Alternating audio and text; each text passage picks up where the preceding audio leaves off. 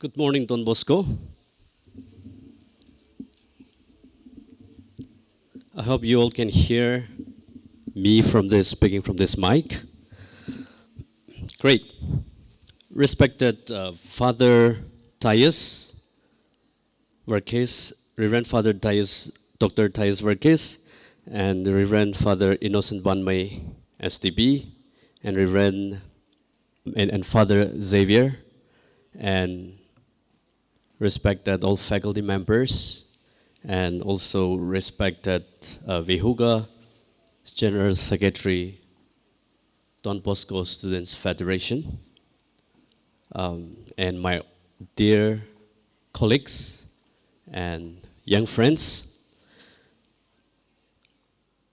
Today I'm gladly here to be part of an event and to share my thoughts on something that I closely hold dear to my heart, which is embracing roots and rhythm and a cultural kaleidoscope.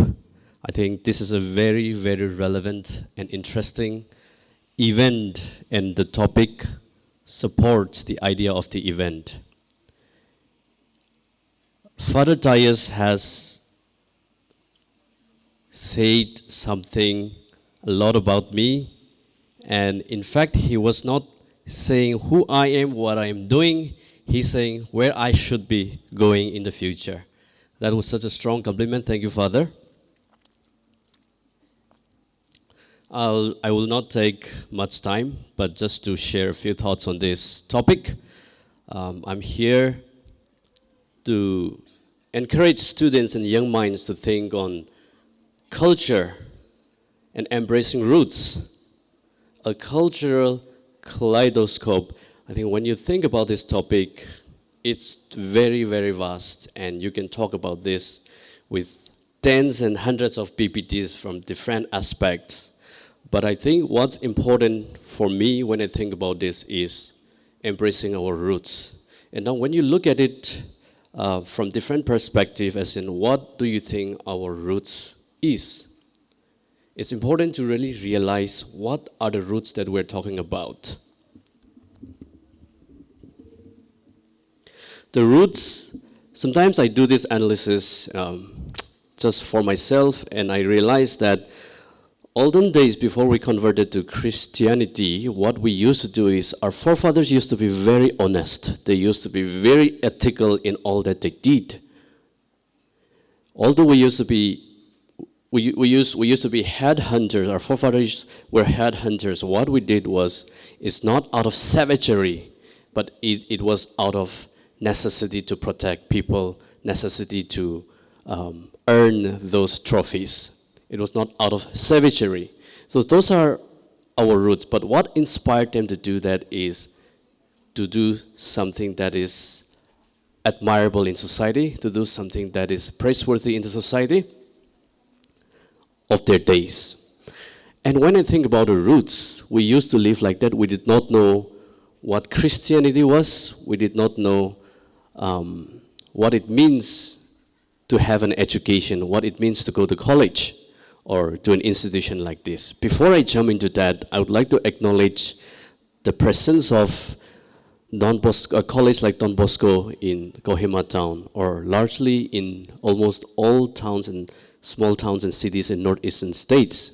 I have been a distant admirer of Don Bosco schools and colleges, but never got a chance and never had the privilege to study in a college and education institution like this. But I've been a strong admirer for the discipline that they have, for the holistic education that they give.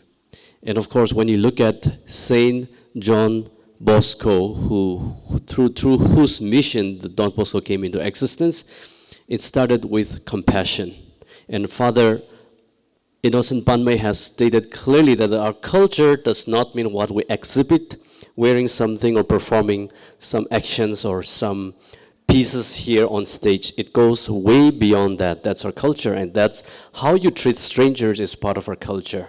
And as I, for one, value how somebody treats me, how do I treat strangers rather than what kind of culture he practices, how he performs that music, how he wears that cultural attires.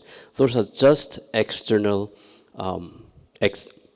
display of what we are and external display of what our culture is. But we should show to others, we should show to the world what our culture is. So I want to connect what our culture is. I want to give an example. There is a story, it seems. There was a Naga father, not as from a religious term father, but he was a father, and he was the head of the household. But he committed some mistakes during the colonial period days in the Naga areas before India got her independence in 1947. So what happened was he was caught, nabbed by the British, and he was put in prison. And now it was time for him to go and plow the field because the rain started coming from the month of May. So he requested the prison officer and requested him to release him for like a month, for a season, to complete the plowing of the field. And he promised that he would come back after that. And he was allowed to do that, and he was permitted to go home and help children and help his wife plow the field, and he completed it. He came back saying, "I've done my work, now it's time for me to sit and be confined to this prison again." So the British officer was very shocked to see such an honest person who did not even make an attempt to escape from the prison. So that was the honesty, that was the level of honesty among our people, amongst our forefathers. That was just one indicator that I'm trying to share. So my point is that when it comes to our culture, that was our culture, that honesty, that sincerity. Now when I think about what happened to the Naga people, after the coming of Christianity, we become more corrupt. Ethics flew out of the window. And honesty does not seem to be found anywhere anymore. And sincerity and accountability and transparency, they all just vanished because we embraced Christianity. So am I against Christianity? Not at all. But what happened? Why people suddenly changed once they embraced Christianity? Definitely, my analysis is that our forefathers, our ancestors, the culture where we came from, gave so much importance to ethics. It doesn't matter whether people see you doing the right things, but people still did the right thing. People still did the honest thing, admirable things. The heart was so noble, and that was our culture. And that's what it means, embracing our roots. And nowadays, what we can see is lesser and lesser of those values each and every single day. So what happened? Is Christianity the culprit for that? Is the values of Christianity the reason why we don't embrace such values anymore? I do not think so. My analysis is this. Maybe we got rid of those beautiful values because maybe our approach to Christianity is wrong. Or maybe those who came and introduced Christianity preached only blessings after blessings. We all want blessings. Maybe we were not taught ethics enough. We were not taught about the values of Christianity enough. So that was our culture, and that was our roots. And when I look back, I'm very proud of the values that our forefathers used to practice, used to embrace. And it's time for us, I believe, to strongly embrace, to reclaim those values again. It doesn't matter whether people see you, acknowledge you for what you are doing. But what matters is within the four corner walls of your room, just when nobody sees you, what you think within your mind, in your heart, what you did inside your room, and how you are when nobody sees you matters. And I want all of us to keep this in mind.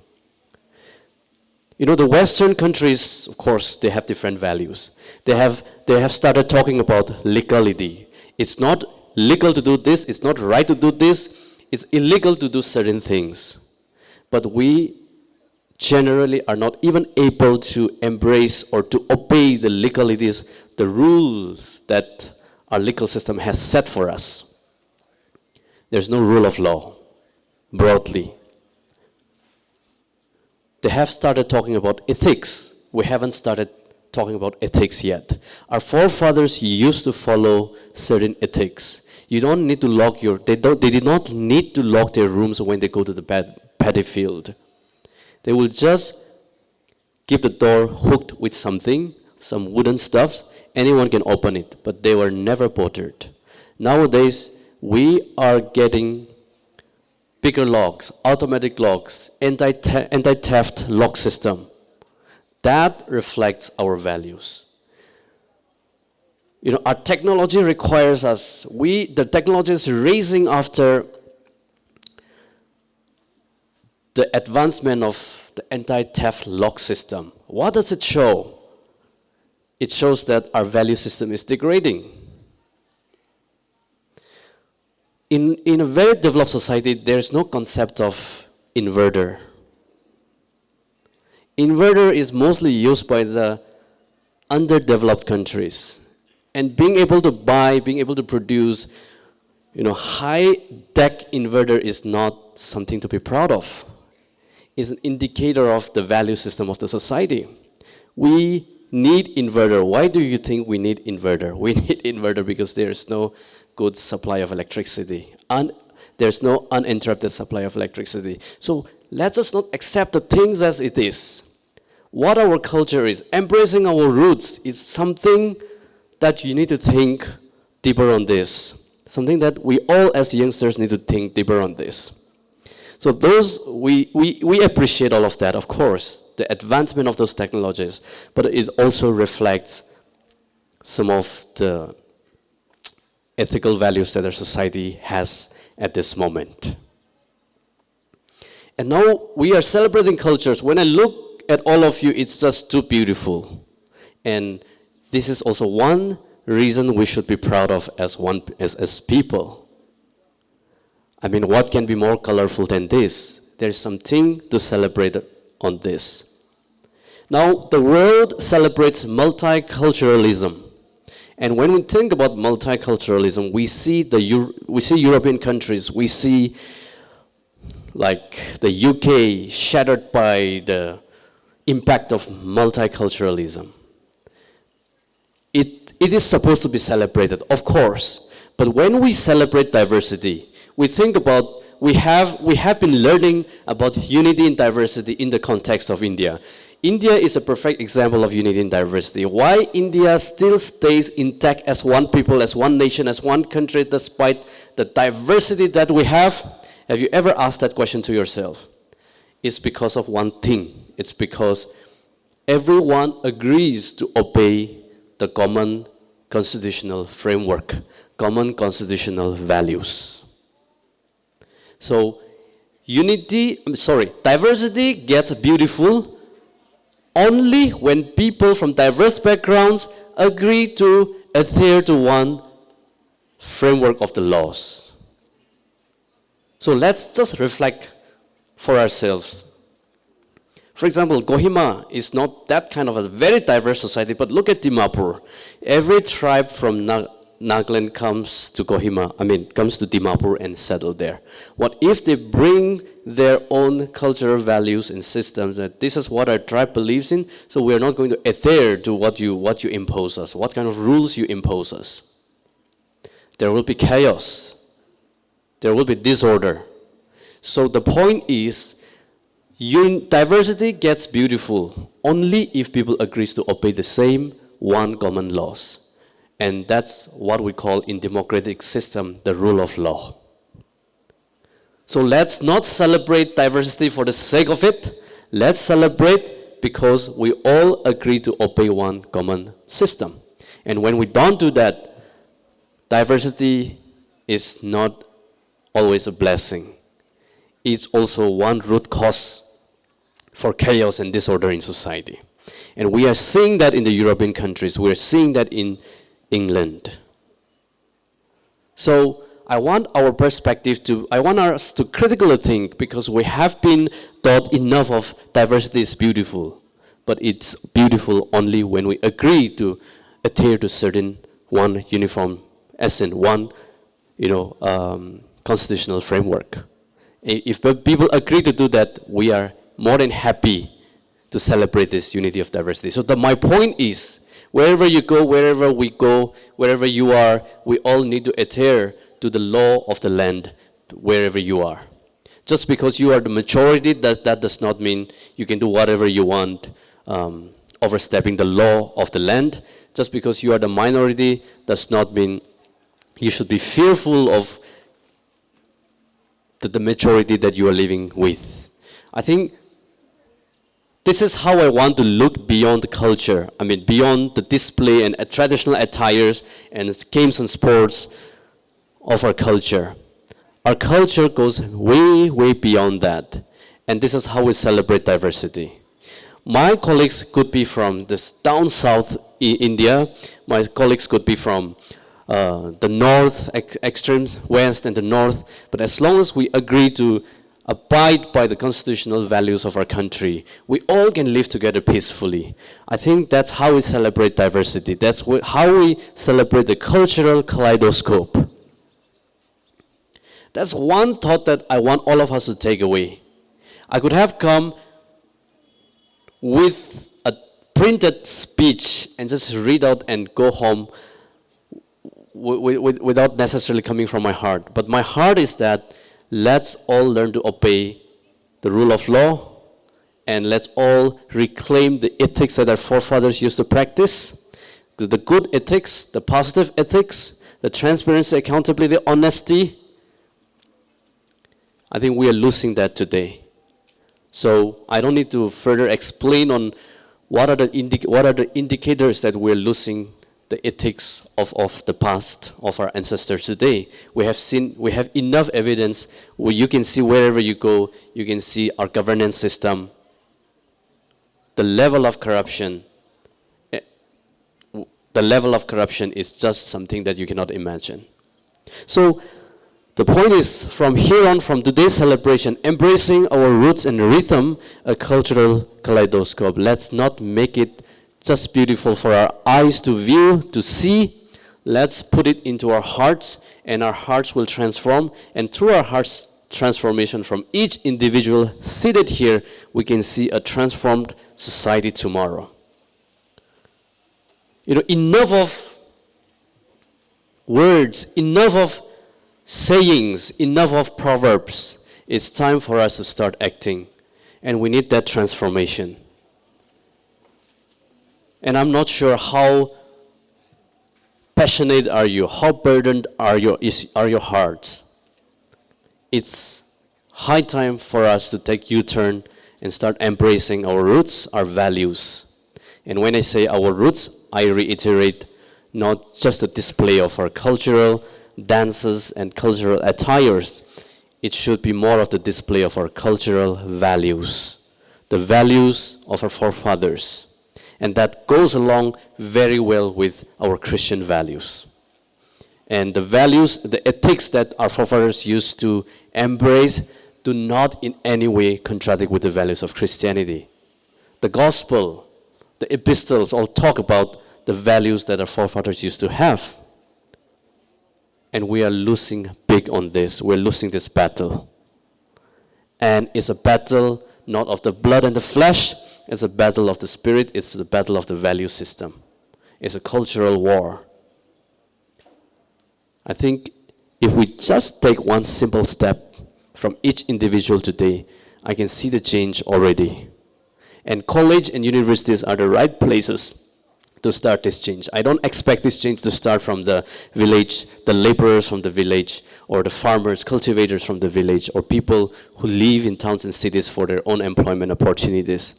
It has to start from this institution. It has to start from this place. Other than that, there is no other agents for change, for transformation. And when we talk about change and transformation, it sounds so big. It doesn't have to be big. It has to just ignite that small fire in your heart that I should be the one, I should be the change that I want to see. And Mahatma Gandhi once said, no culture can live as an, no culture can live if it attempts to be exclusive. So let's be as inclusive as possible. Let's treat with everyone, let's treat with strangers with respect. And that should be our culture. And that's the culture of our forefathers as well. The hospitality. Nagas are known for that hospitality. But the hospitality not at the cost of misusing public funds. That's a wrong hospitality. But hospitality from the heart, hospitality from our attitude. I think that's more important than the hospitality that is given to the strangers, to the foreigners. Now, a lot of celebration, festival seasons is coming. We will showcase the level of our hospitality. But it's also important to question, how is that hospitality funded? From what is the source of that hospitality?